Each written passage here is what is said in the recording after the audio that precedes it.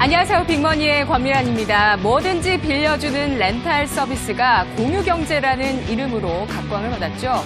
저도 정수기를 빌려 쓰고 있습니다.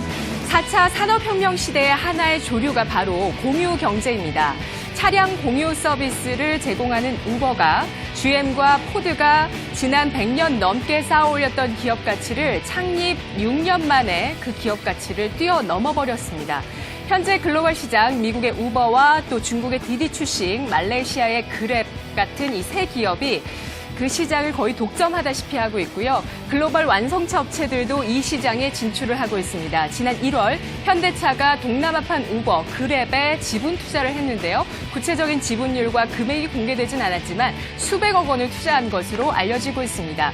현대차는 동남아 진출의 발판으로 삼으려고 하고 있습니다. 이 공유하는 차량을 현대차로 제공하게 되면서 승차의 경험을 동남아 사람들에게 제공을 하고 신차 구매로 연결시키겠다라는 것이죠. 2035년이면 전 세계 신차의 40%가 공유 차량이 될 것이라는 전망이 나오고 있습니다. 앞으로 점점 가면서 자동차는 소유하는 게 아니다. 공유하는 것이다라는 인식이 더 퍼져나갈 것으로 예상이 되고 있습니다. 이 공유경제라는 것이 자동차 시장의 하나의 큰 메가 트렌드이고요. 또 이것이 확산되고 있다는 점 눈길을 끌고 있습니다. 미니멀리즘이라는 이 스타일, 라이프 스타일이 유행을 하게 되면서 인간의 욕망은 끝이 없죠. 뭐든지 다 갖고 싶지만 이것을 다 가질 수가 없기 때문에 서로 나눠 쓰고 빌려 쓰고 하는 이러한 공유경제가 더욱더 확산될 수밖에 없다는 거고요. 비용적으로나 공간적으로나 효율적이라는 것이 그것이 바로 비결입니다. 먼저 사용을 해보고 이것을 경험하고 나서 확신이 들었을 때 구매하는 것, 이러한 소비 트렌드도 영향을 주고 있는 모습인데요. 명품 가방 역시도 살 필요가 없습니다. 적게는 몇천 원 혹은 월 7, 8만 원 정도면 매일 명품 가방을 들 수 있다라는 슬로건을 가지고 진출을 했었던 리본즈 코리아라는 회사가 있는데요. 이 기업 같은 경우는 재이용률이 절반 이상이 되고요. 또 사용한 이후에 이것을 구매하는 사람들도 굉장히 많고 중고품 매매까지 활성화되어 있다고 합니다. 그래서 이 기업 자체적인 명품 생태계를 형성하게 되면서 굉장히 안정적인 수익을 올리고 있다고 하는데요. 공유 오피스도 무서운 속도로 성장하고 있습니다. 미국 기업 뉴요크가 창립한 지 7년 만에 전 세계 50여 개 도시, 150여 개 지점을 가지고 있는데요. 국내 공유 오피스 시장은 1조 원으로 추산이 되고 있습니다. 월 정액 서비스도 현재 뜨고 있습니다.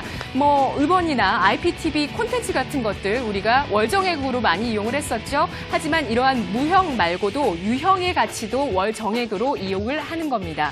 우리가 많이 마시는 커피 월 3만 원이 안 되는 돈이면 매일 한 잔에 한해서 아메리카노를 무료로 마실 수 있습니다. 3만 원이면은요. 이것을 20일로 계산을 했을 때 월 1,500원의 아메리카노를 마실 수 있다라는 계산이 서고요. 술도 월 정액으로 마십니다. 월 10,000원을 내면 이 가입되어 있는 카페와 펍에서 매일 한 잔에 한해서 와인이나 칵테일 또 수제 맥주를 마실 수 있게 되는 건데요. 책이나 옷도 월 정액입니다. 월 10,000원 정도의 돈이면 10권에 한해서 전자책을 무료로 보실 수 있다고 하고요.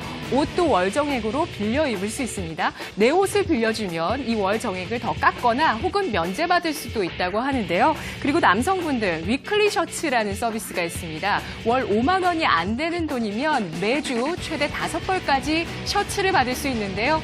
이렇게 해서 셔츠를 살 필요도 없고요. 빨래나 다림질을 할 필요가 없다는 점 굉장히 매력적이죠. 미술품도 월 정액으로 이용할 수 있습니다. 전체 금액의 1에서 3% 정도의 금액, 몇만 원의 금액이면 새로운 미술품을 언제든지 기분에 따라, 계절에 따라 내 집에 갖다 놓고 볼 수 있다는 장점이 있는데요.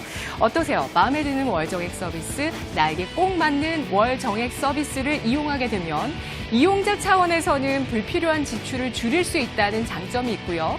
또 기업 측면에서는 충성도 높은 고객을 모아둘 수 있다는 장점을 가져갈 수 있습니다. 우리 주식시장에서 렌탈과 월 정액 서비스를 하는 업체들 좀 생각해 보니까 코웨이, 웅진싱크빅, AJL 렌터카, SK네트워크스, 쿠쿠전자, 메가스터디 교육 같은 기업들이 떠오르던데요.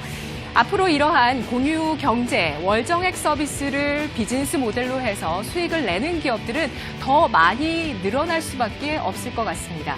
아마존도 아마존 프라임의 가입자를 사상 처음으로 그 수를 공개를 했는데요. 아마존 프라임은 이 서비스에 가입하게 되면 배송을 무료로 받을 수 있고요. 또 아마존에서 제공하는 음원이나 영화 그리고 전자책을 무료로 이용할 수 있습니다. 가입자가 1억 명을 돌파했습니다.